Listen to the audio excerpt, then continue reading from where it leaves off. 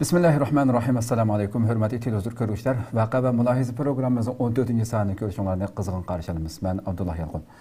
Kadirli görmelerimiz hem Allah'a malum boğandak bu programımızda biz Şarkı Türkistan halkıga münasebetlik meyli vatan işçi sırtıda yüz bergen alayda işlerini gün tertipteki meselelerini huzuruna ap gelip şu sahanın mutaxassisleri bilen şu sahada hizmet kılıvatkan kişiler bilen şunu mülahize kılgan şekilde huzuruna sunup kelyapmiz.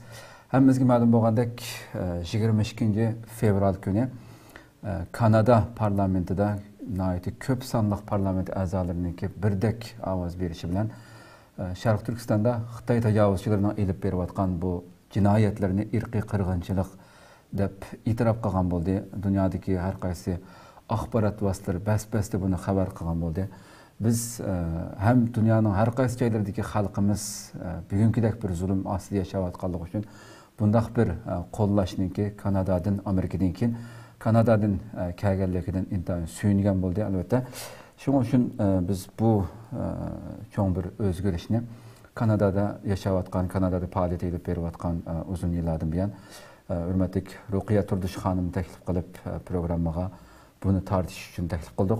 Qimmatli vaqtdan chiqarib programmamizga ziyoratimizni qabul qilganligi uchun oldi bilan ko'p rahmat aytamiz Ruqiya xonim. Alaykum salom. Men sizlarga meni bu programga taklif qilganligingiz uchun rahmat aytaman. Rahmat, Allah razı olsun. Qadrli ko'ruvchilarimiz, programmamiz Naq Maydondan YouTube va Facebook kanallarimiz orqali tarqatilyapti. Ekran oldida chiqib turayotgan nomerlar orqali programmamizga aloqador fikr, taklif, savollaringiz bo'lsa, so'rashinglarni umid qilamiz. Shundaqla ko'plagan qarindoshlarimizni foydalanish uchun ham bahrlab qo'yishni ham unutmaysizlar. Biz tunugun e'lonimizda aslida ma'lum bo'lgandek tunugun ba'duq aslida Kanada Sharq Turkiston jamiyatining raisi Tuyg'un Abdulla efendimiz qatnashmoqchi degan programmaga ama tuyuqsiz bir ish chiqib qolganligi uchun qatnashamadi. İnşallah Ruqiya xonim bilan davomlashtirib ma'amiz. Hurmatli bevosita programmaga kirib ketsak Ruqiya xonim. Endi Kanada'da bundaq bir tarixiy bir qarar elib berildi. Aldı bilan biz programmanın ichiga kirishdan burun Kanada parlamentini biraz ko'rmalarımizga tunib o'tsak, Kanada parlamentininki umumiy ahvoldan bir qisqacha ma'lumot bergan bo'lsangiz. Marhamat. Kanada parlamentida bu qarorni hammalarning bilgandek 266 Kanada parlament memberinin a'zosining hammasining qaytilishi bilan Hollanda hozir Kanadada şu Konservativ partisi, onundan keyin bu Liberallar Erkinlik partisi, onundan keyin Black Quebec var degan bu Quebec'deki Fransuzlarni asas qilgan u yerdagi bir partiya bor. Ondan keyin NDP deb bir partiya bor. Shunda shu 4 partiya bor. Ondan keyin Green Party mi bor. Bularninki a'zolarining shu hammasi degidek asosan Avam palatada bu nimaga Xitoyda bo'layotgan qirg'inchilik bo'layotdi deb tunib ovoz berdi. Faqat Prime Minister yani Kanadaninki baş ministerininki kabinetidagilardan boshqa ularmi yo'q deb ovoz bermadi. Faqat bir taraf turib jim turib oldi hozircha ifoda bildirmadi. Undan keyin bu Tashqi ishlar ministridagi Tashqi ishlar ministrining parlament a'zosi qatnashdi, lekin u shu faqat bir ovoz nima demadi, yo'q demadi, yo'q demasdan abstain qildi. Men bir taraf turmaz javob bermayman deb ashunda deb shuning bilan bu deganlik masalan 72 parlament a'zosining kabinetdagi Justinning kabinetidagi prime ministerning u bitilmaganligini bildirmaydi. Faqat bir taraf turib hozircha ifoda bildirmaganini bildirdi. 266 ovozda shu 266 bilan 0 da yani 0 qarshi chiqqan ovoz bilan bu Xitoyda bo'layotgan qirg'inchilik bo'layotdi deb tonildi. Xo'sh. Demak yani 266 adam qatnashgan parlament a'zosi qatnashgan 184 ninki mustaqil va o'qituvchi partiyaning millat vakillari yoki parlament a'zolari ekanligi Justin Trudeau hükümetininki 82 parlament a'zosi mi 266 ninki ichida bordi. Demak 82 parlament a'zosi birlikda ovoz berib, ama hükümet partisidan 72 parlament a'zosi qatnashmoqda buningga. 266 odam qatnashib, ya'ni hech birisi hukumatning ichidagi partiyaning aşağı qatnashganlarning ichida hech birisi yo'q deb Trudeau bilan birga turmasdan hammasiga ma'qul deb ovoz berishlik hamda qatnashmaganlarning sirtida. Buni qanday tushunamiz? Trudeau o'zininki partiyasining ichidagi hokimiyat partiyasining ichidagi bu parlament a'zolariga gapini anglatamidimi yoki buni qanday tushunsiz? Bence bunu gipini anlatamaganlık dep qaramayman. Çünkü Kanada bir demokratik devlet bo'lganligi uchun o partiya a'zolari cho'qim bu onun üstüge Justin Trudeau cho'qim ularga yo'q deysizlar deb deyamaydi. Çünkü qirg'inchilik degan bu yeshqin bu yerda bo'layotgan shunda jiq pakt bor, uni akilib paktlarni ko'rsatib qo'ygan qirg'inchilik degan hech qanday bir davlatningki o'zining boshqalar aralasholmaydigan ishi bo'lmasligi kerak aslida. Boshqa davlatlarning manfaat munosabatiga taqashmaslik kerak. Bu Kanadaningki qimmat qarashi. Kanada 1952-yili BDT'ninki shu qirg'inchilik qonuniga, qirg'inchilikni cheklash qonuniga qo'l qo'ygan. Unda bo'lgankin bu yerda Justin Trudeau hargizmi boshqalarga o'zining parlament a'zolariga yo'q deb mundaq vot beringlar deyamaydi. U o'zimi undaq deyamaysligi mumkin, deyamaydi mencha.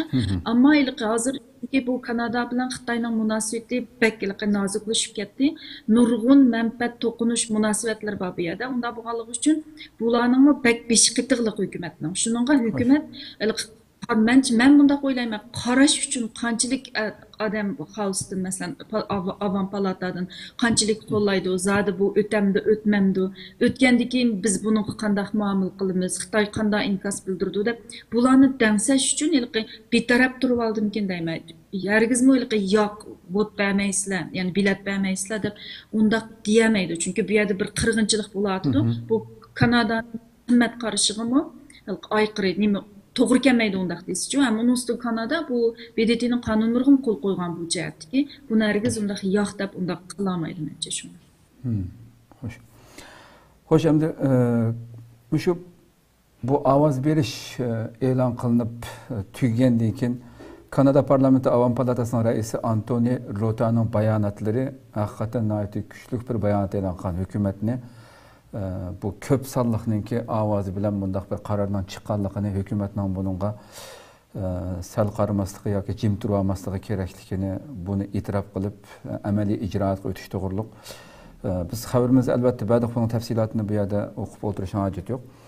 Bu Antoni Rotaning bayonotlarini qanday tushunamiz, qanday qaraysiz? Buningga bir ovoz hukumat tarafdan bir buning sadosiga, buning chaqiriqiga ovoz qo'shish ehtimoli qanchalik? Bu vaqtdagi tushunchangizni. Çünkü bu kanun bu yerda o'tgan bilan bundaq 266'da 0 ovoz bilan, 0 qarshilik bilan, ya'ni zero qarshilik bilan o'tguni bilan agar hukumat bir harakatga o'tmasa, u bir quruq gapga aylanib qoldi. Yani qonun qog'oz ustidan tug'an bo'ldi. Chunki hukumat bu qonun chiqqandan keyin bu qirg'inchilik bo'lgandan keyin bu qirg'inchilik qilyapsa deb qirg'inchilikni to'xtatish uchun harakat o'tishi, tadbir qo'llanishi kerak. Agar hukumat tadbir qo'llanmasa, u bir quruq gapga aylanib qoldi. Shuning uchun bu Avam palataninki so'zchisi Antoni Rota bu yerda bu bayonotni yozib, hukumatga birinchidan besim qilyapti hozir. Nemishga desa, sen boshda bir nima qirg'inchilik bo'lyapti Xitoyda. Buningga cho'qim Kanada harakatga o'tish kerak. O'z yolg'iz o'tamiz-mi? Do'stlar bilan, ya'ni hamkorlashuvchi boshqa davlatlar bilan, Amerika bilan, bular bilan hammasi shu birlikda Xitoyga besim qilib bu tadbir qo'llanishi kerak. Chunki bu dapli qo'yib, og'zida dapli qo'yish bu ishga yaramaydi, quruq gapdek deb shunga bu bayonotni e'lon qildik. Chunki endi hukumat mo'yliqi jim turayotgan bo'lganki, hozirgi bu genosid deb e'lon qilish bir narsa, bu birinchi qadam. Endi hozir jiq ish oldimizda deyotdi-ku. Shunga bulaylik hukumatni ham besim qilish, hukumatni Justin Trudeau'ni javob bergizish, ham buningda tadbir og'izish uchun bu bayonotni yozgan. Bo'lishi mumkin. Xo'sh. Xo'sh, unda bo'lsa mazkur taklif loyihasini shu parlamentga sungan Avam palata a'zosi Michael Chung haqida biroz ma'lumot bergan bo'lsangiz, kim bu shaxs, qanday bo'lib buni sunib qoldi masalan bu qonun loyihasini? Xuddi ismidan qaragan vaqtida Osiyolik taklam tuyuldi menga. Ya Asiyalık emas Michael Chong Google'dan qarab baxsanglar bo'ldi. Men uningki tafsiliy tarixini o'qib baxmadim, nerede tug'ilib qanday bo'lgan. Michael Chong nimeniki mushu qarshi partiyaniki opposition parti, o'qituvchi partiyaniki shuningki a'zosi, mush Ontario'dagi Wellington partiya a'zosi. U mu bir nima Michael Chong'mu var. Şu partiya içinde bu Michael Chong'unki təsiri şunda güçlü hazır. Anikin Garnet Jennings'ın təsiri pek güçlü. Onun dinki bu Michael Chong'la emas bu partiyanınki başlığı var şu öhtücü partiyini yönlendiriyotgan yana bir adam var. Nima? Aaron Toll bularning başlığı. Bu Aaron Toll mu davamlıq bayanat yazıp bu partiyani şu genocide degan motion'ni sunğuzib müştaqatgan. Bularning Aaron Toll Michael Chong'un partiyasininki başlığı mı ya partiyanın reisi? Tushundim. Xo'sh. Bu Aaron Toll'ninki mi bayonoti haqida albatta siz ko'rdingiz.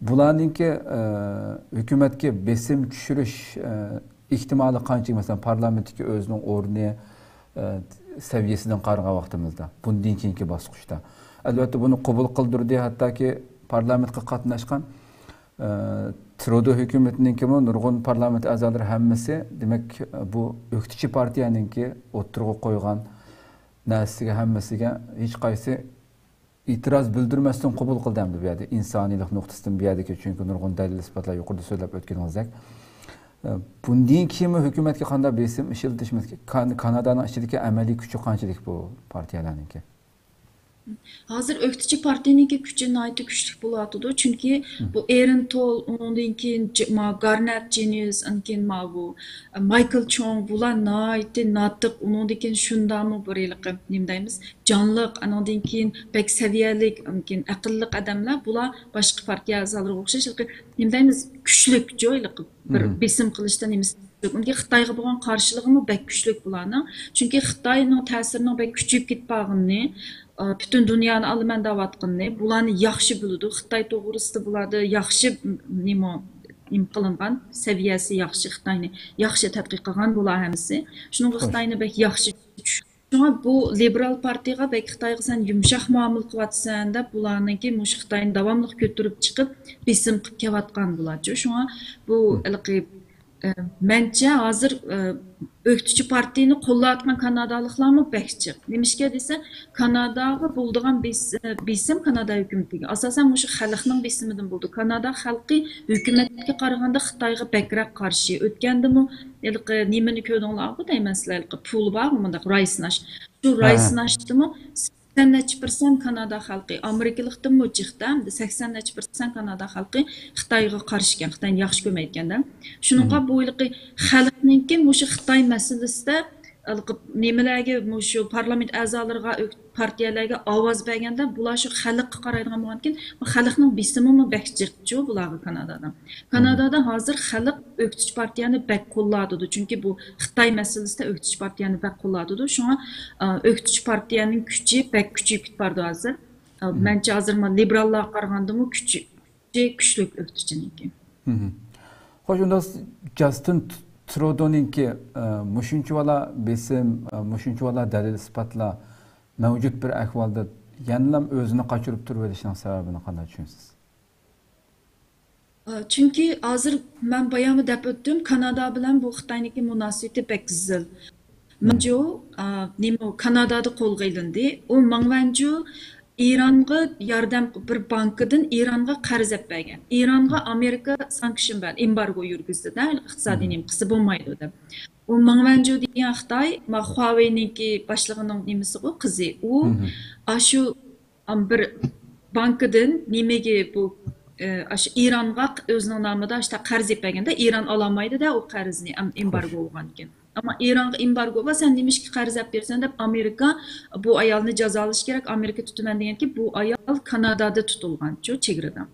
Bunun bilen Amerika bilen Kanada otursa cinayetçilerini qaytırıp beriş, kelişimi bo'lgan ekan. Amerika bunu bizge berse deylik.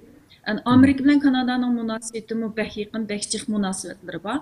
Xitoy deydi bizge berse demiş ki Amerika'ga bermeyse deylik. Şunun bilen Kanada Ben sot içip, şu Kanada'da sot içip, şu sotning natijasiga qaraymiz deb ashta tutib turdi da bu ayolni. Ammo sotda uni nimaga chiqaryapti demanglar bilsizlar. Kepillikka ilib, bir dachadek o'zining uyida yashatadi uchu. Rasmiy solab qo'ygan yo'q. Andan keyin Xitoy shu zamonlar sen bizga bermiding deb o'chilish uchun bekadlam Kanadaning ikki adamini tutib oldi. Birisi diplomat, birisi biznesmen, hamda birisi burunqi diplomat, hozir diplomatmi emas, Xitoyda savdo qilayotgan ikki adamni. Bekadlam tutib oldi, qarchaplablam bular bizga kirgan shpion deblam tutib olib, hatto sotichi başında qildi.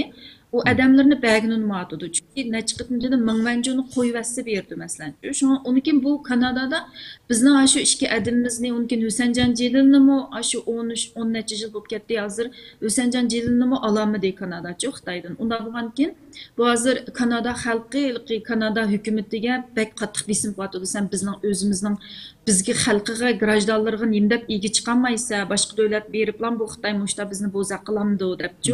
Shunga bu hukumatga bo'lgan xalqdan mushni Xitoydan mushni olamiding degan besimmi bek ig'ir. Undan keyin bu Mao Mingvanjoni Xitoy qaytirib bermagani uchun Xitoy bir muncha savdolarni kesib Kanadani iqtisodiy jihatdan ziyon tatqizdi. Masalan, qichimini, puchaq degandek bir narsalarni olmaymiz deb savdolarni kesib turibdi. Shuning bilan lekin Kanada Mingvanjoni berib o'tay desa, u qonunga xilof. Mingvanjoni bermay desa, Xitoy bek besim qilib ikki adamini tutib olib bir muncha iqtisodiy ziyon selib mundaq qilyapti. Shuningga bu Kanadaning yani Xitoyni bekchi qapı qilsak yana Xitoy bilan bo'lgan bu ikki adamimni olamay qasam qana qilman degandek yo bo'lmasa bular davomli so'zlashyapti emasmi? So'zlashlarda boshqa qiyinchilikqa jiq bo'lgandan keyin bularmi yolg'iz qilishdan nim qilyapti. Ansirab hukumatmi shuning qanday qilishni bilmaymancha. Ahvolga qarab jim turib oldimikin majasdan turadi. Chunki hozir bu boshqa Kanadadan boshqa Yevropada nurg'un davlatlar bor masalan, hech qaysisi ular nim qilgan yo'q. Buni qirg'inchilikni e'tirof qilib Xitoyda qirg'inchilik bo'lyapti degan yo'q. Kanadaning birinchi bo'lib yolg'iz o'tirib chiqishi u qonunni sunmay turib, shu mushta qonun qilamiz deb yilqitik ovozini o'tmay turgan vaqtda Xitoyning elchisi chiqib Kanadaga shundan nima qildi-chi? Boshqurib, bunda qilmaysizlar qildigan bo'lsanglar aqlimiz ko'p qilamiz deb boshda besim qildi. Uning oldidimi shu Mingvanjoning ishlardimi nima ish bo'lsin, hatto shu Sharq Turkiston masalasida Uyg'urlar bo'layotgan zulm masalasida hatto aşağıda kampda necha million Uyg'ur va boshqa Sharqiy Turkistonliklarni Xitoy kampga soldi degan masaladami shu Pompeo shu nima chiqib muxbirlarni kutilish yig'ini e'lon qilib Kanada mushni ashta Xitoyda mushta lager bor demaslik kerak. Bu jazo lageri emas, undan narsa yo'q, mumkin emas deb ashunda deb ashta bayonotlarni berib bir xil Kanadani boshqarib ketdi. Chunki bu Kanadadagi siyosatchilarning, akademiklarning, Kanada xalqining bek ziddiga tegyapti Xitoy bunda boshqarib. Biz bir Xitoyning bir o'lkasimi bu nima deb boshqardi bizni deb. Chunki bu yerda bu Xitoyning bunda qilgani bir tarafdan Kanadaning g'ururi tegyapti. Ikkinchidan u Kanadalik adamlarni olamayapti Xitoydan. Kashkichi bo'zak bo'lamdik deb o'qituvchi partiya bu bundaq qilsa biz bo'zak bo'lamdik. Mushta qilgan siri biz qattiq muomala qilmagan siri bu Xitoy beshimizga chiqyapti. Liberallar yumshoq diplomasiya ishlatyapti deb u o'qituvchi partiyami besim qildi. Shuna bo'lganki hozir hukumatga bo'lgan besim bak ig'ir. Tushundim. Xo'sh, deganingizdek oxirida siz qolgan yerdan boshlaydi masalan Kanada Xitoyninki Kanadadagi bosh elchisi Song Peiwo'ninki chiqishib ilgirimi shunday qilganda bu qaror chiqib bo'g'ichilam yana chiqib u qildi ham oqislam Xitoy tashqi ishlar ministrniki bayonotchisimi Xitoyda turib bunga qattiq javob qaytarganligini deb har doim qichishini qilgan bo'lamdi. Bunun Kanada cevap qaytardi mı hozirgacha? Bunun bir nima so'ramdi sizga? Ben texi bugungi xabarlarga update qilib qarab baxmadim. Kanada hozirgacha mening bilishimcha bugun tunugungacha texi buningga bir javob qaytarmadi deb o'ylayman.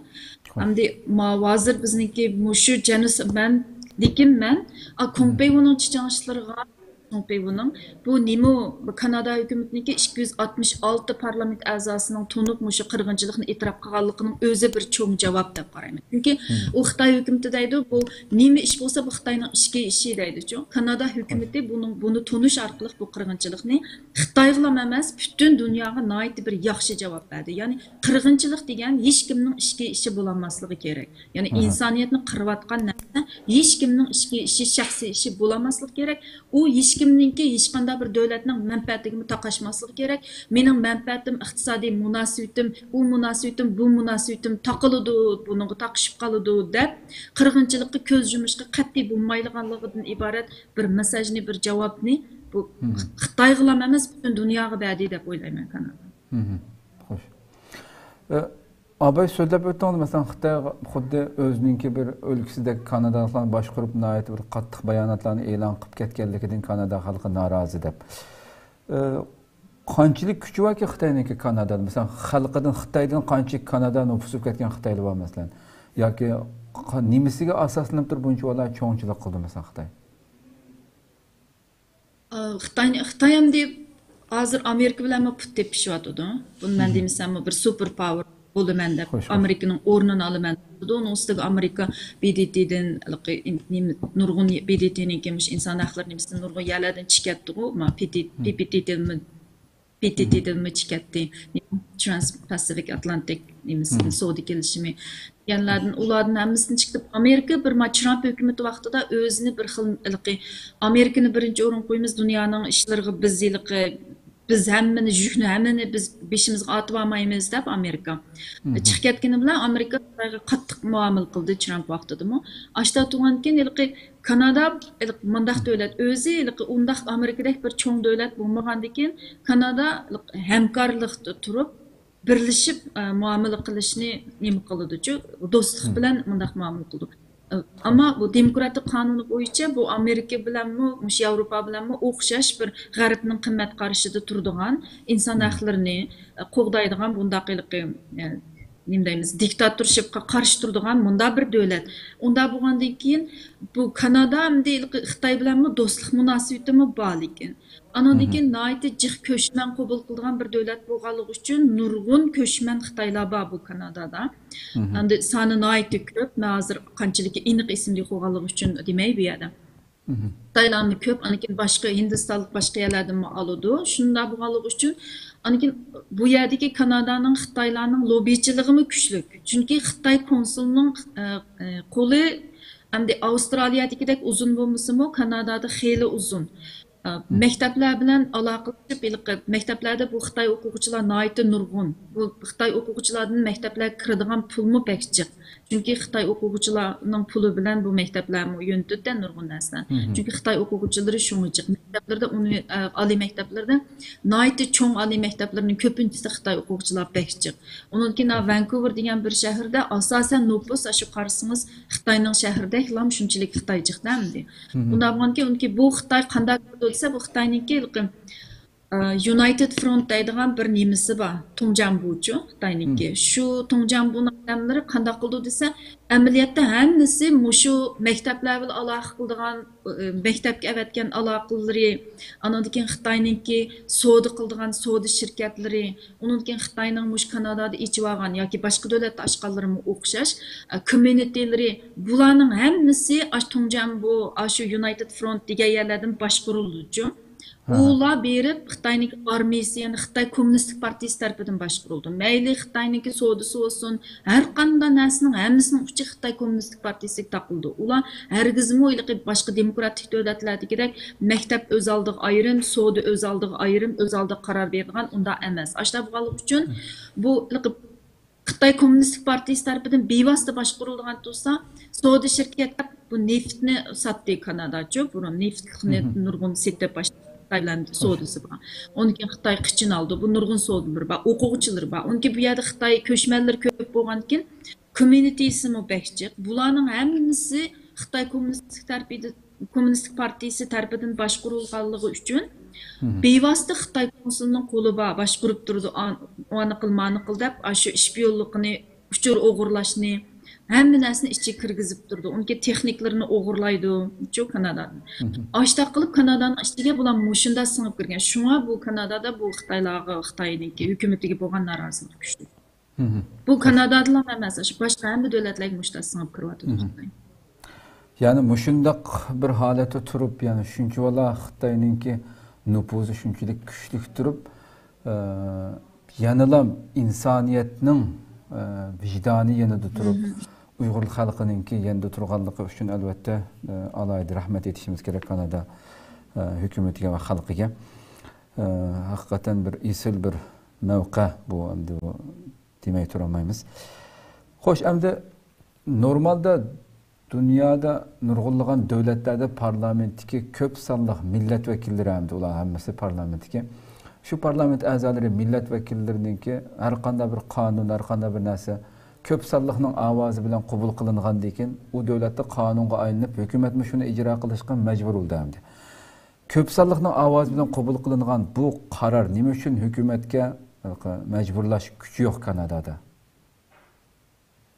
Ya mecburlaş gücü yok emas. Eğer bunu muşunu mecburlaş gücü yok bu qanmısında hükümetke hazır besim kıvatıdı öktü partiyalar. Yani davatıdı, yani davamlı hükümetke besim kılışımız gerek, halk besim kılış gerek, aktivistler besim, faaliyetçiler besim kılış gerek, xatlarını yazış gerek, milletvekilleri, telefonlarını kılış gerek. Yani davamlı besim kılıp hükümetini hareketke keltiriş gerek. Bunda bu anda hükümet hareketke kildi. Yani bu yerde halkın besimi bilen iş kıldı hükümetçi. Şununla aylıqı Xalq partiyalar, öktüç partiya, yani bunu qo'yib bermaydi. O'tganda öktüç partiyaning odamlarimi so'zildi. Biz bu gapni genocide deb qo'yish bilan bu ish tugamaydi. Chunki bu bunda qilish bilan Xitoy to'xtamaydi-da, og'zida dapli qo'ysa, quruq qog'ozda qolib qolsa, u yerda yuz beryapti o'ylab. O'ttirib tugab ketib, endi ishni qila olmaymiz degan ish emas. Xitoy davomli qiryapti Uyg'urlarni. Hozirgi minutning o'zida bo'layapti bu qirg'inchilik. Shuni buni to'xtatish kerak. O bularning bu maqsadi bu yerga chiqib qirg'inchilik debla to'labla mushunda deb qo'yib, Uyg'urlarning ko'nglini azroq bir rohatlantirib yoki dunyoga biz menda Xitoyga og'zimizda bo'lsin vaqira olaymiz-ku, ter taraqshta olaymiz-ku degan maqsad emas. Undan maqsad bo'ldigan ish bo'lsa, buni demaydi Kanada. Chunki Kanadaning Xitoy bilan bir muncha manfaat munosabatlari bor.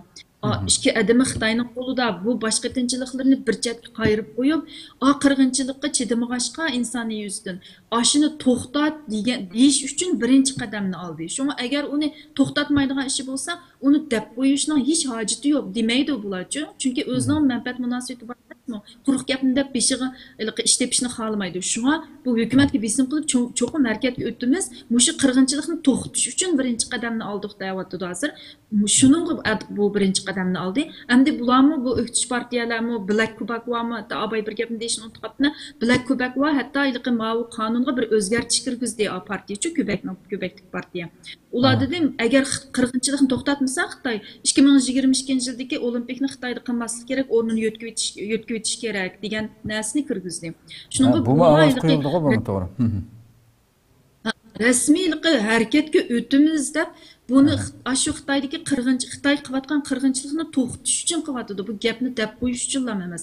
Shunga bu davomli besim qildi, buning harakat qo'llandi, ya'ni tadbir qo'llandi. Dal müşahadamda balkim bu tashqi ishlar hukumatdan, ya'ni huquq olgan hukumatniki bu parlamentga bu ovoz berishga tashqi ishlar ministri Mark Garneau qatnashgan. Ama hükümette bir hukuk tutayotganligi uchun yo'q yoki ha deb ovoz bermay chekinib turgan. Ama lekin bu qaror e'lon qilingandan keyin e'lon qilingan yozim bayonoti bu ministrniki, tashqi ishlar ministrniki nihoyatda o'ylantirdi insonlarni. Hukumat tarafidagi bir ministrniki deydiki, xohlagancha tutqun qilish, tarbiyalash, majburiy ishlatish, qiyin qistoq va tug'mas qilib etish qatorliq Sharq Turkistondagi Xitoy jinoyatlariga doir qo'rqinchli dokumentlardan bearam bo'lishni davomlashtiryapmiz dedi hamda. Bunun bayonotiga bu hukumatdagi bir ministrniki, tashqi ishlar ministrniki bu bayonotiga qanday qaraysiz? Bu kelgusida hukumatning Trudeau hukumatiningmi qabul qilganligidan bir bishoratmi bu? Aqistillam e'lon qilinishi. Men bishorat deb aniq deyamayman, lekin o hazır bu Trudeau hükümetimi çokum şu bu tedbirlerini almayı bunun karşı durup bu nemi kılmay amalı yok. Sıkıştırıcı bulan. Amalı yok, onda kılmay amalı yok. Kılıdı. Ama o McGarner'ın bayanatı o çünkü o özü ayada vot berilayotgan vaqtida bilet taşlangan vaqtida qatnaşqançu. Qatnashib aşağıda naq maydonda ben ovoz bermayman deydi emasmi? Ovoz bermayman deganlik uchun ilqi bütün hammasi ovoz berganda u ovoz bermayman degani bek satlashdi-chu. Shuningga u bir o'ziga u bir besim bo'ldi. Ikkinchidan ilqi demakchi bu ilq mening ovoz bermayman deganim qitilmayman deganimni bildirmaganni ifoda qilib etish. Yani bu qitilmaganlik emas. Biz o'ylashib bunda bo'layotgan qirg'inchilikqa, mushunda ishlar bo'lsa biz bu narsalarga bo'layversin demakchi emasman deb bir ifoda qilish o'zini-chu. Lekin deb o'tdim, ilqi bular hozir o'ylashyapti. Ammo ilqi bular hargiz yoqdayman degan narsadan va adayman degani jiqchu, shuni ifoda qilish uchun chiqib bergan bo'lgan mumkin. Xo'sh. Xo'sh, endi Kanada bir parlament şekilde dünyadaki tuncu bir parlamentinin içinde bütün qatnaşqan parlament a'zolarining hammasi birdek ovoz bilan irqiy qirg'inchilik deb e'tirof qilgan tunji davlat bo'ldi. Amerika bo'lsa tashqi ishlar ministrligi tarafidan Mike Pompeo tarafidan e'lon qilingan. Bu ikki qirg'inchilik Xitoyning irqiy qirg'inchilik elib beryapti degan bu ikki davlatni selishtirganda Amerika bilan Kanadaning o'rtasidagi farq nima? Irqiy qirg'inchilikni e'tirof qilish masalasida. Bu yerda Amerikada Pompeo hozir huquqda emas. Huquqdan nima qilib ketdi, tushib ketdi. Blinken onun Pompeo'nun o'rniga chiqqan Blinken, menmu shu Pompeo'nun degan so'ziga that's my judgment too dedi. Menmu shu o'xshash qarashda dedi. Qo'shilma dedi. Lekin genocide degan bir gapni og'zidan chiqmadi, ammo qo'shildiganligini u aniq ifodaladi. Lekin Biden hukumati texi buni bir genocide bo'ladi deb bir narsa e'lon qilmadi hozirgacha, ammo Blinken shu Biden hukumatiga vakillik qilganligi uchun Blinkenning qo'shilma deganligining o'zi ham aniqlan bo'yligi. Bu Amerika hukumatining e'tirof qilinganligi. Hozir miyada Amerika harakatga o'tib bo'ldi desak ham bo'ldi. Amerika hukumat qonundan nima qilib emas, bizning davlatdagi bunda qonun bo'yicha birdan qadam kelmagan bo'lsa-mu, hukumat amaldori bevosita deganligi uchun hukumat degan bo'ldi-chu buni. Bizningki tig'i hukumat demadi, ammo hukumat deydi. Chunki hukumatning digidek rasmiy qonuniy shaklda etbadi Kanada, ammo jarayonlarni. Ammo Amerikada hukumat deganligi uchun Amerika harakatni cho'qim qilish kerak.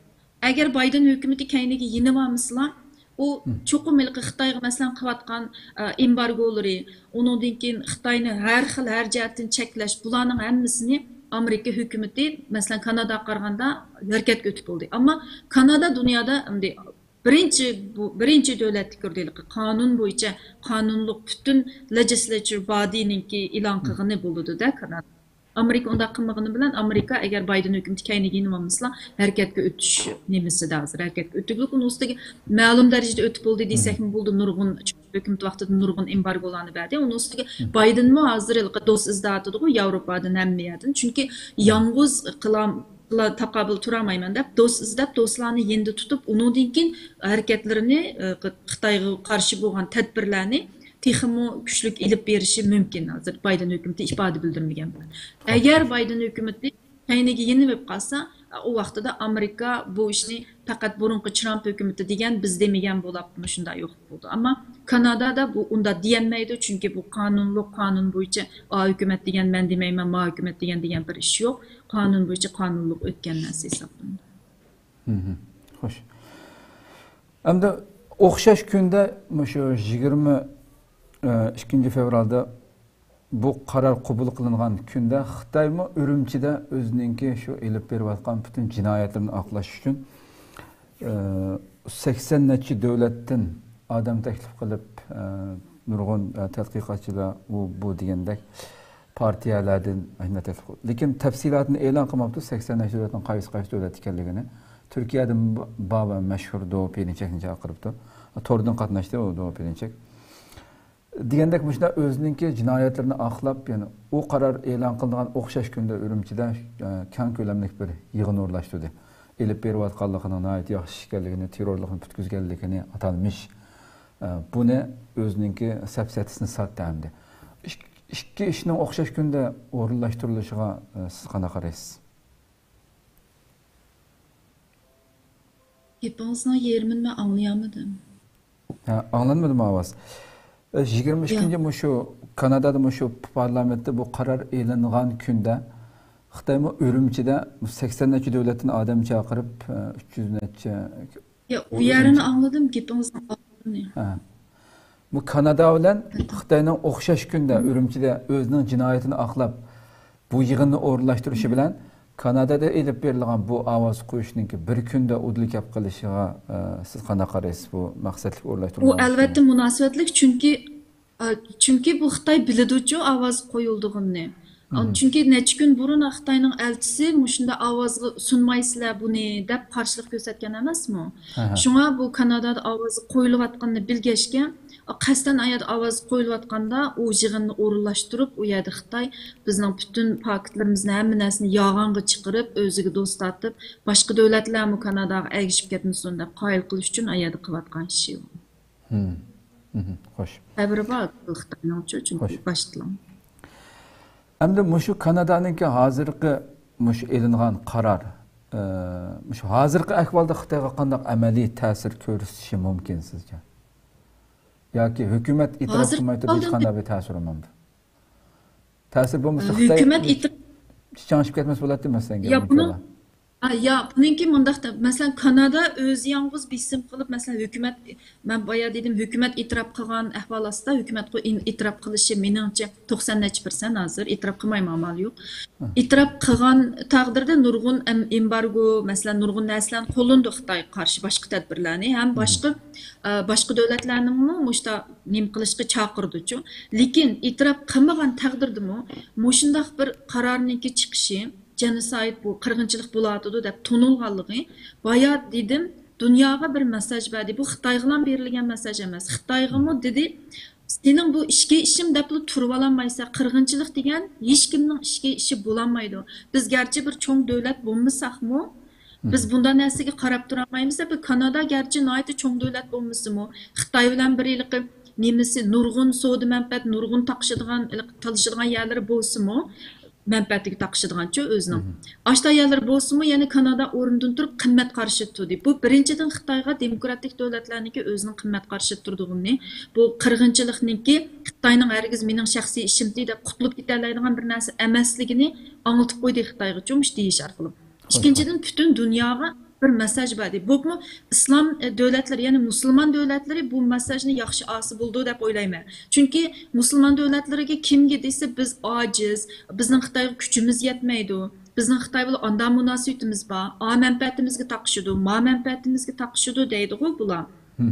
Kanadaning bir nima desa Turkiyami deydi, sizlar shu u Amerika o'zining ishiga kelgachga, Kanada u davlatlar o'zining ishiga kelgachga sizlarni ko'z qilib ishiltish uchun bular shunday qilyotdi, shu sizlarni qo'llab qo'yyotdi deydi. Agar ko'z qilib ishiltish uchun bizni qo'llaydigan ish bo'lsa, bu yerda Xitoy Uyg'urlarning nopusi ara 3-4 ming. Xitoyning nopusi degan Kanadaning yerimidek nopusi bor xalqniki.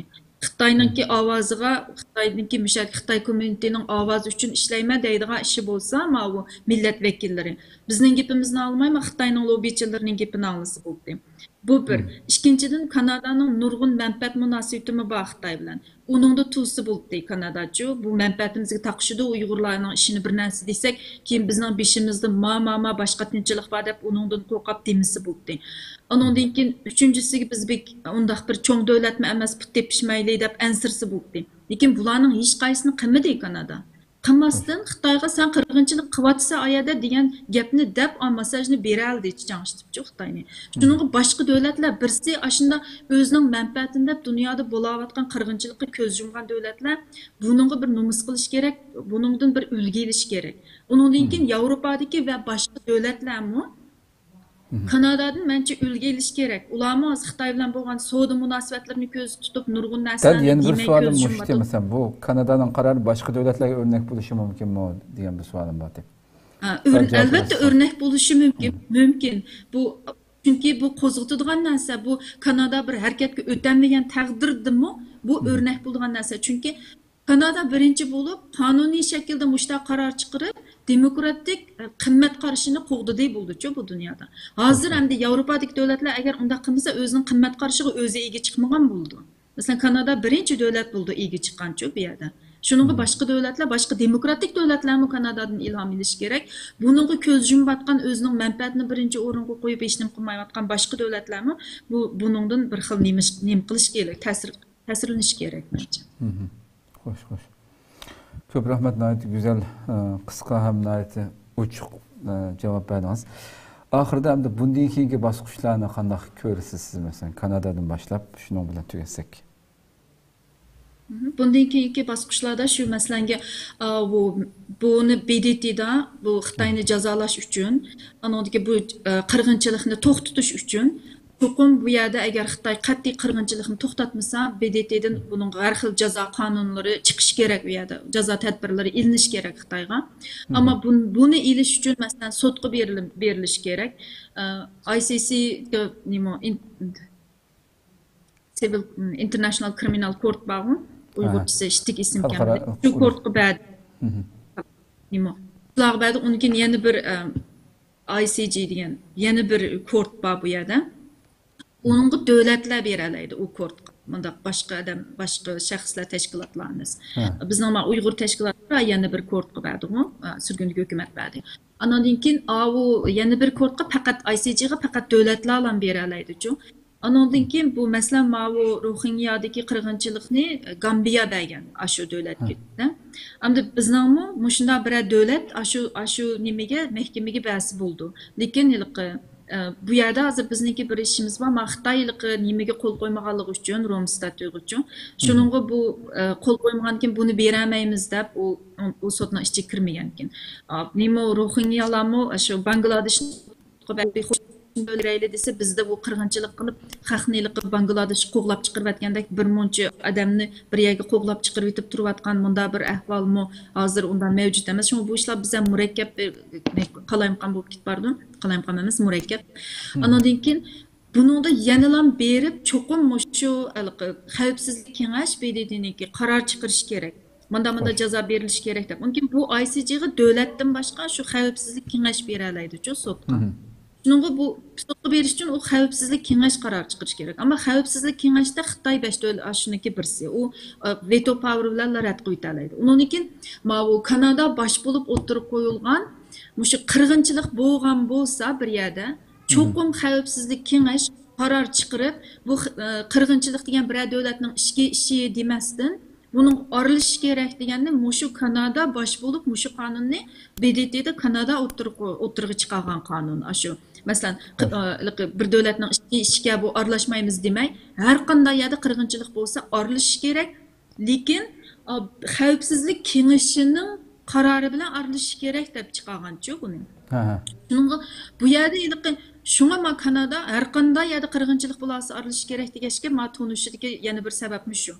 Ammo xavfsizlik kengashining qarori bilan tunish kerak degan u xavfsizlik kengashida Xitoy bor tursa albatta. U Xitoy unimaydi-da. Unda bo'lganki bu bir xavfsizlik kengashini saqlab o'tirishmi, u qonunga yana bir taqishib qilib, u qonunni amaliyalashtirib qo'ymaydi. Shunga hozir bu davlatlar, demokratik davlatlar o'z oldiga qaror chiqarish huquqi bor. Masalan, Amerika o'z oldiga chiqadi, Kanada o'z oldiga chiqarsa, boshqa Yevropa davlatlarimi, yana boshqa dunyodagi butun davlatlar o'z oldiga qaror chiqarib, Xitoyga mushta bir embargolarni, jazolarni yurgizsa, u vaqtida yanalam u BDTdagi nim bilan qaror bilan chiqmagan bilan yo o'z oldiga chiqarilgan qarorlar orqali yoki bu butun qaror chiqargan do'stlashgan davlatlar birlashib bir institution shaklida bir nima kuch paydo qilib orqali besimda undan keyin bu Xitoyga bir zulm bo'ldi. Masalan, men hozir darhallam bular cho'qim Kanada hukumati askariy kuch bilan aralasha oladi deyamayman, chunki askariy kuchni Kanada o'zi yolg'iz unda qilolmaydi. Ikkinchidan u nimaninki BDTdimi boya dedim shu xavfsizlik kengashining qarori bo'lmay turib askariy kuch bilan hargiz bu yerga kirolmaydi. Ammo o'z oldiga davlatlar har xil embargolarni yurgiza oladi. Masalan, iqtisodiy embargo, Xitoyning sayohatchilarini cheklash, Amerika degandek Xitoyninki butun savdo shirkatlarini cheklash, Onundan keyin Xitoyningki texnik o'g'irlash u bu degan narsalarning hozir Kanadaga kirib ketgan ish yo'llari bak jiq bo'lganligi uchun o'quvchilarni tekshirish, viza bermaslik degandek nurg'un narsalarni qila oladi bu shu Xitoyningki Jipak yo'li projekt bo'yicha kengayotidi savdo samda nim qilyotidi. Kanada bilan nurg'un savdolar bor. Shu savdolarga qo'l qo'ymaslik degandek nurg'un ashta diplomatik munosabatlarni qila bisimlarni bera oladi Xitoyga. Ama bu iqtisodiy narsa, ya'ni Kanada qanchalik ziyon olib keldi, qanchalik foyda olib keldi, Xitoy qanchalik bisim bo'ldi, buni ya'ni texmi tafsiliy ko'rishga to'g'ri keldi. Xo'sh, biz ilgirmi siz bilan bu javobingizdan yo'lga chiqib yana bir savol kallam keldi. Biz ilgirmi biz siz bilan bir suhbat qilgan to'qma shu Kanada Xitoy munosabati haqida. Demak, ya'ni Xitoy bo'lgan bu xavfsizlik kengashidagi 5 gap o'tadigan davlatlarning birisi. Biri mushundaq irqiy qirg'inchilik yuz berayotgan, biri xalqni qutuldirish uchun xalqaroliq bir kuchninki, askarlarninki bir yerga kirib shu yerdagi xalqni qo'g'daymiz deb kirish uchun ayadikilarning hammasi birdek ovoz berishi kerak dedi.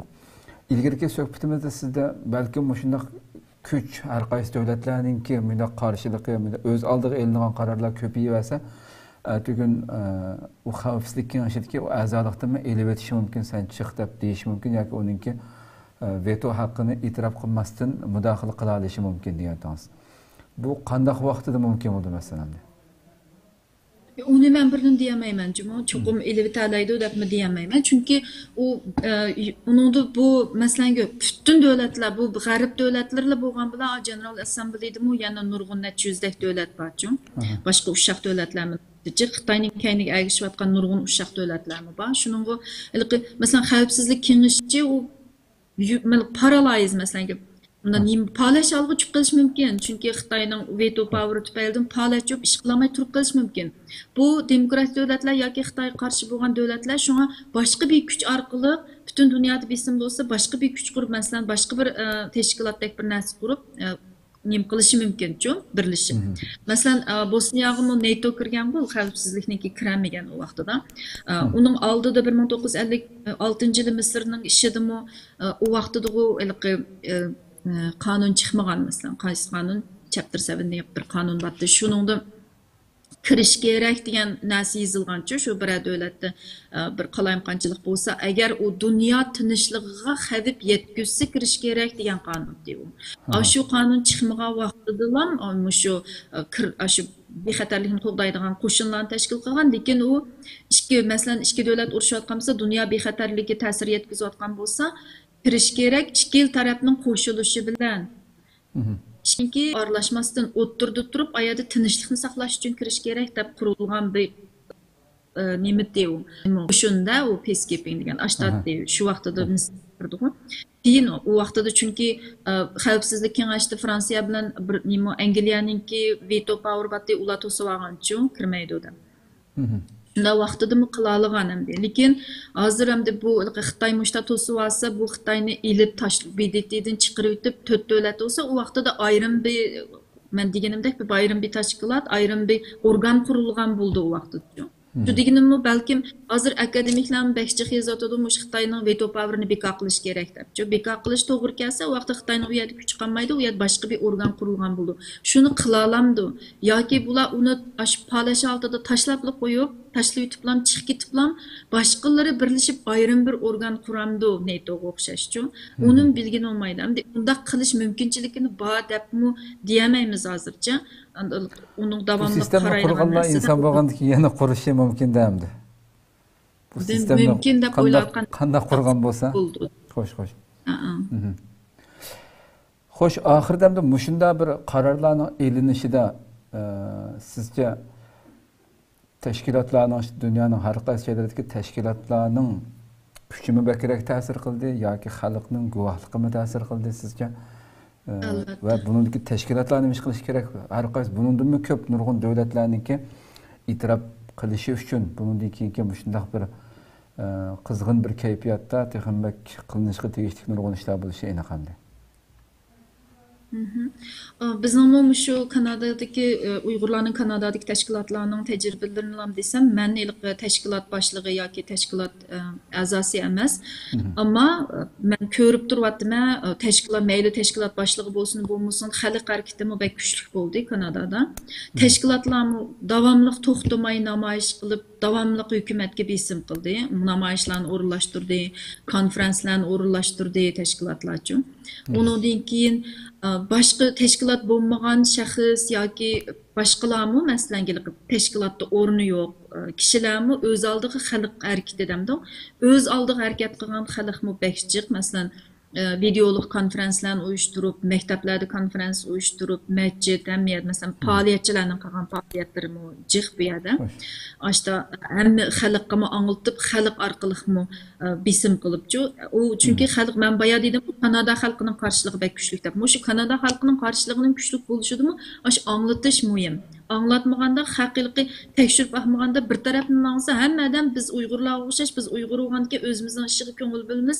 Davomli bizga munosabatli narsalarni, xabarlarni ko'rib turamiz. Shundan Xitoy imdodidu, dunyo imdodidu, bizning imdodimiz ko'rib turamiz. Ammo u boshqa millat degan har kuni bizga munosabatli narsani ko'rib turmaydi-da ular.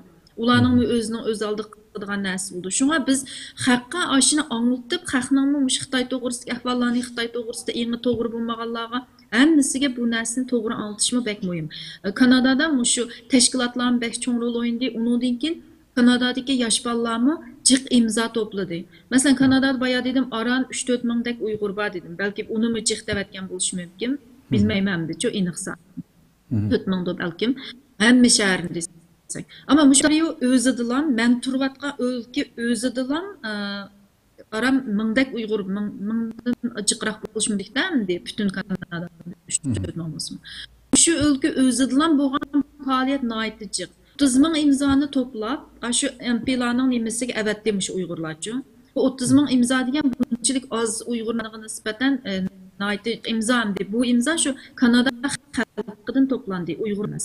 Unda bo'lganligi uchun bu yerda biz boshqa davlatlarga cho'qim harakatga o'tishga besim qilish uchun boshqa davlatlardagi Uyg'urlarni ham bizmi yana Kanadadagi Uyg'urlarni cho'qim yana davomli kuchash kerak. Shunday qilib namoyishlarni bugungi ulashgungi namoyishda mening mijozim yo'q chiqarmadim. Ama işte namoyishlarni davomli qilib turish kerak, hukumatga besim qilib, namoyishlar emas, endi to'lablam to'g'an bilan ishlatmaydi. Lekin amaliy unumi bor faoliyatlarni, harakatlarni jiq qilish kerak. Hozir to'rda shuna osongo hammadan uydan ishlatadi. To'rda jiq konferenslarni, to'rda jiq so'zlash nimalarini uyushtirish kerak. Undan keyin millet vekillerini çiң tutish kerak. Hamma Uyg'urning o'zining turayotgan rayonda millet vekili bo'ldi. Peshiga istifli bilish kerak. To'xtamay xat yozish kerak. Masalan, men Uyg'ur Research Institute Uyg'ur tadqiqot markaziga bir report yozgandik genocide haqida 2018 ning oxiri yozgan, 2019 4-oyda e'lon qildik tadqiqot markazida o reportni. O reportni shu vaqtida 2018 men tashqi ishlar ministriga bütün millet vekillariga avatib bergandim. Bir iki milletvekilden başka, 3-4 milletvekil xat yazıptı, tapşırıp aldık, rahmet depli xat yazıp, hiç qanday cevap vermeyince, o vaxtda genocide depli bir nəsə demeyən deyib bulaylıqı. Bu genocide müşdə bulayıbdı dep. Demək ki, bir tarafdan oylayma, mən biz gəp qısaq, bula özünün depin çaldı, öz bir nəslərini aşırı bitidu, bək bunda bulatıdı, dep işəncilik bulmamdı o ya. Ya ki, anca bək yaxşı anlanmamdı, dep aşda oylap qaldım. Çünki bu report məsələn, mən özəmində qarsam xeyli jiq paketlar var report. Aşda tuzsumu, bular şu vaqtda 2019'larda heç qandaq tüzək qiziqmağandı, cavab verməyən. Amma keyin bu başqalar, başqa millətlər, başqa akademiklər, başqalarmı həmmisi degini tuğandan keyin bu hökumətmi köngül bölüşkə başladı. Şuna başqalarga anlatış, başqalarının ağzı arqılıq aşlarga işendirib, aşlarga degizishmi bək mühimkən.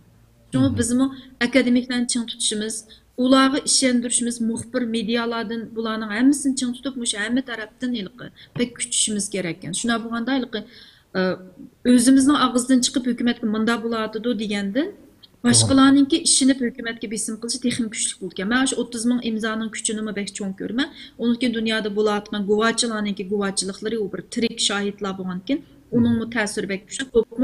Shu Tursunay Ziyovuddinninki ziyoratidan keyin Şəxsən mənə adətdə bizning şu liberal partiniki hökumət əməldarlarının içində məsələn xeyli çoğ hökumət əməldarları deydigan adamlarımızmı unda şəxsi telefon qılmaydı adətdə birisiga. Şəxsi mənə telefon qılıb siz bir ayol kishi bo'lganligingiz uchun shunga ahvol so'rab qo'yay deb telefon qildim. Mushu Tursunay Ziyovuddinning ziyaratidan keyin churama yashab ketdik deb ashunda deganlar bo'ldi-chu menga. Siz qanday turyapsiz deb. Pek qattiq ta'sir qilib ketdi bu. Chunki ham ish bo'lamdi deb. Zilga sevatcak. Doğru, doğru. Hakikaten güzel bir noktaya dikkat tattınız. Hem de bu özümüz sözlüğünden bakıp dünyanın harika şeylerdeki aşağıdaki muhim insanlarını özümüzün sepiga koşup bizning gapimizni qildigan holatga olib kelish haqiqatan har qaysi shu davlatlarda kuchlik ovozimizni texnik kun tartib kelish uchun muhim bir nuqta bu. Ahirda bir şey tugatsak hamda, lekin bir ko'rmanimiz savol so'rabdi, ammo buni Mehmet To'xta efendimdan so'rasak bo'ladi, lekin sizmi Kanadada bo'lgandan keyin bilishingiz mumkin. Kanadaga olib ketish uchun 2018-yilda tizimlatgan. Ha? Ovoz kelmadimi? Mehmet To'xta efendimdan so'rang deyman. Nima savol chiqadi? Bilmasangiz mayli, lekin o'sha Kanadaga olib ketish uchun Istanbul, Turkiyada masalan nurg'ulg'an odamlar tizimlatgan 2018-yili. Kanadaga olib ketimiz deb. Shu tizimlatganlarning ishi yo'qolib ketdi, qanday bo'ldi deb bir savol so'rabdi biz ko'rmandan birisi. Agar bilsangiz javob bersangiz bo'ldi, bo'lmasa ben çünkü onu ben tizimlamagan. Mehmet To'xta efendim tizimlagan ekan, şu Mehmet To'xta efendim yaxshi bilishi mumkin. Ben bilmayman. Xo'sh. Ko'p rahmat. Tamam, bunda olsa müşahede tügesek başka sözleriniz bulmasa müşahede ahirleştirsek buldu inşallah. Güzel bir cevap verdiniz. Allah razı olsun. Rahmet sizga. Rahmet. Allah razı olsun. Hoş. Allah rahmet. Qadrli ko'ruvchilarimiz, shunday qilib Vaqa va Mulohiz programmamizniki 14-soni bugun müşahede oyoqlashdi. Nəhayət tez şəkildə bir saatda tugatgan bo'ldik. Bir qo'r hammani tushunib o'tgan bo'ldi qadrli ko'ruvchilarimiz. İnşallah bundan keyin texmbek shunga o'xshash xush xabarlar, bundanmi yaxshi xabarlarni elishni kutamiz va shunga ko'ra harakat qilishimiz kerak. Alloh umr bersa, oldimizdagi sonda boshqa bir temada ko'rishguncha omon bo'linglar. Assalomu alaykum va rahmatullohi taala va barakatuh.